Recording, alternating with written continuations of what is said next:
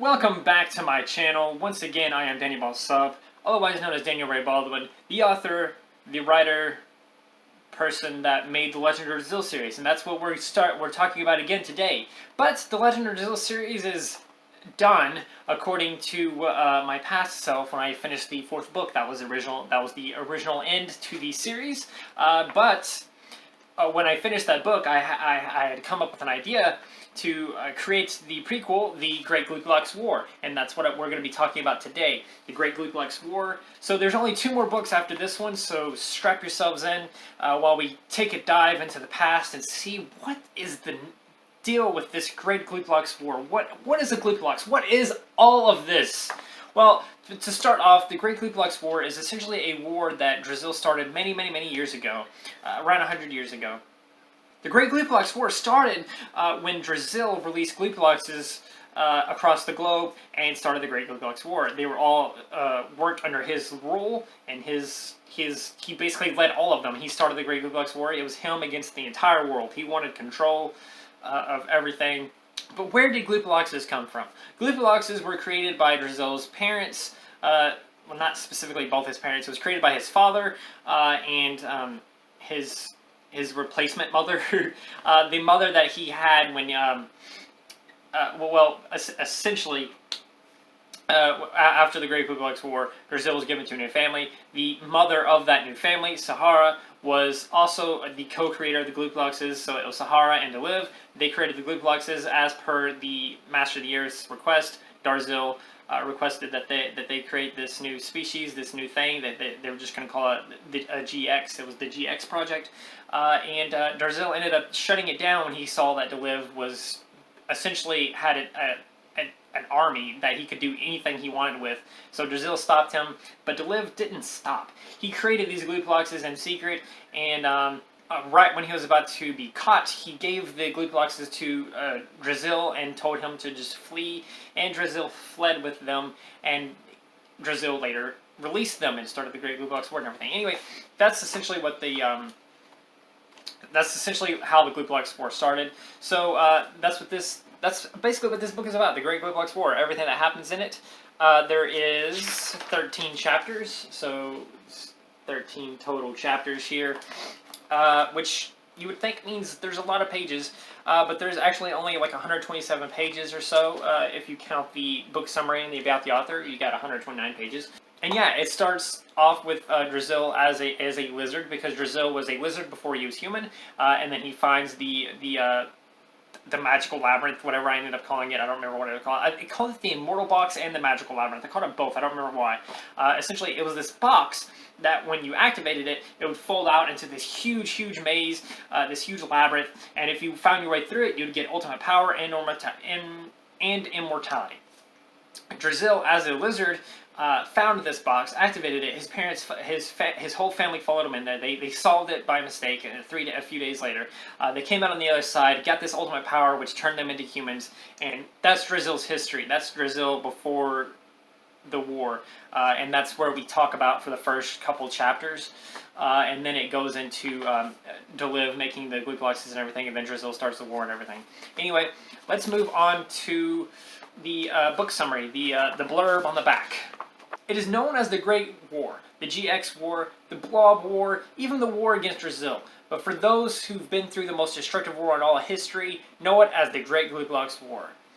Finally, you will know who fought, what happened with Drazil when he was a lizard, what happened to start the war, what happened to his family at the end of it, and all the tragedy of this legendary war. So read on, because this is the truth of the war. This is what really happened, regardless of what you may have read from previous books. That's it. That's what it is. Essentially, that last line was me saying it may go against previous books, like certain things where people have said this happened in the war, but according to this book, it didn't actually happen. Essentially, that's what that last line is trying to do. The last line is basically trying to fix inconsistencies and plot holes, which is stupid. I should have just that line shouldn't be in there, and I should have made it more consistent, which I think it ended up being consistent anyway. But I just did that for now. I mean, this was technically a draft anyway. By the way, I just noticed that I printed this front to back. So each page has a front and back to it, which is kind of neat. That's why it's not. That's why it doesn't seem like it's 127 pages long, but it is. So that's what it is, and I've already really discussed what the book is actually about. It's about Drazil before he was human, while he was lizard, becoming human, how he became human, the creation of the Glucoloxes, the release of the Glucoloxes, and then the rest is just the war. During the war, there was this interesting thing Drazil did. He created squads. He created 50 squads. He may have actually created 51. Essentially, he created diversed an army of people into 50 so that he could send one army to this state, one army to this state, one army to every single state in the United States, because he knew Drazil was in America. And essentially they were going to go there, they were going to help everyone that's in that area while simultaneously looking for Drazil and trying to put a stop to him. Every single one of these squads, all 50 of these squads, they had powers. If there was, I don't remember if there was 50 squads or 51 squads. If there was 51 squads, then that meant that there was a squad 0 that just did whatever. I don't remember what exactly it was. I'm pretty sure it was just 50 squads. There is one chapter in here where it follows Squad 37, and I remember that chapter. It was one of my favorite chapters. It just kind of stepped away from everything and just kind of showed us like what the war was actually like, because you see it through their perspective, like just destruction everywhere. Glucolox is just everywhere, causing havoc and everything. It was crazy. They actually end up going to a factory and trying to destroy it and everything. Anyway, yeah, that's pretty much it. Yeah, about the author is pretty much the same, so we're going to put that away. And yeah, that's what the book is about. That is pretty much everything about it. So I'm just going to go ahead and go to the end message at the end, and then we're going to end the video with that. It's actually quite large. So let's get into it. The end. Yep, the end. I know what you're probably thinking. Was that really the war? I mean, Drazil woke up like it was a dream. Oh, the way that I introduced this book to the series was like basically like it was a dream. Essentially, at the very end of it, Drazil wakes up at his desk, and revealing that everything that happened in this book was a dream, but it was canon. Like everything that actually happened. Drazil was able to regain all of his memories of the war through a dream. Anyway, he wakes up, and then he's supposed to leave with Aura to go to a different place or something. He's supposed to leave with Aura, and it's revealed that it's 20 years later, and Drazil has a son with Hara and everything. And that's basically how I did it. And then the next book in the series was The Legend of Aura, and it picks up exactly where this left off, like where Drazil woke up at, and then was taking Aura and Hara to a different location to have a party. They were literally going to a party. Anyway, where was that? Let me just start over. Yep, the end. I know what you're probably thinking. Was that really the war? I mean, Drazil woke up like it was a dream. Well, it was the real definitive Glucolox war, and you're probably asking, who's Aura? Well, you know what? Try reading The Legend of Aura. You'll find out, and even see where this book ended at in that book.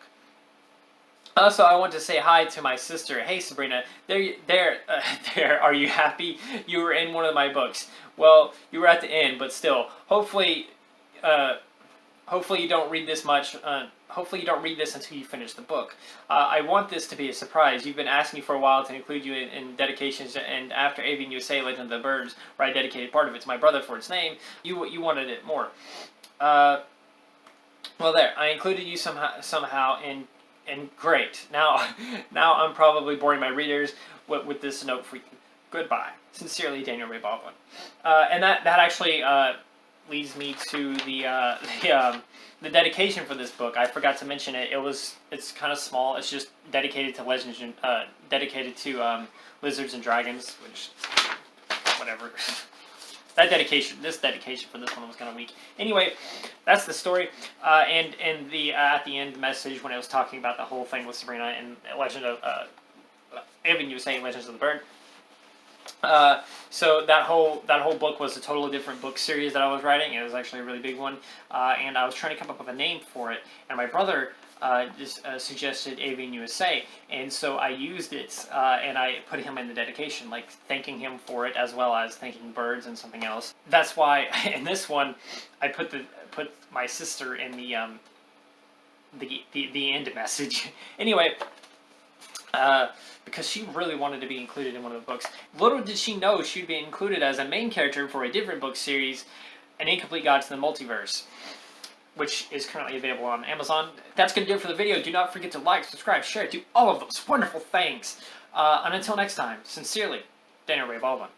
Does this mean I have to redo the video, or can I just like edit this in? I'm just going to edit it in, I guess. If I can. My editing software still doesn't work, but we're going to try it. Anyway, I forgot to mention the beginning message, the intro, the strange intro thing at the beginning. The reason I forgot it is because this book was made to where it was like, when I printed it, it was like front and back, and it was kind of hiding. So I failed to add it. So we're adding it now. It may be at a weird point in the video, but anyway. The intro for this book was, before you start, let's get some facts straight about Drazil's world. In the 1800s, they were just as advanced as we were in the 1900s. But a war called the Great Gluglux War held them back until the end of the war. Then the 1900s slowly progressed like it did with us in our world. Okay then, here we go now. I'm about to tell you the story of the most destructive war in all of history, the Great Gluglux War. So now, finally, you can put the questions to rest. No more will you ask, what's with the Gluglux War? Now you will know what happened in the early days of the war. You will know about Drazil's life as a lizard. You will know how he became human, and you will know Drazil's true history. So forget what you think you know about the war. Forget what you heard or read, because this book holds the absolute truth of the war. That's what that dedication, and then after that it was the dedication, which I kind of got into, is just dedicated to Legend of Dragons. And yeah, I forgot to add that. So yeah, enjoy the rest of the video, or enjoy like a different video or something, because I don't know if this is going to be at the end, or like if I'm going to edit it in a weird way or something. I don't know. Anyway, see you when I see you. Why do I keep looking over here? Oh, because Legend of Drazil is over here.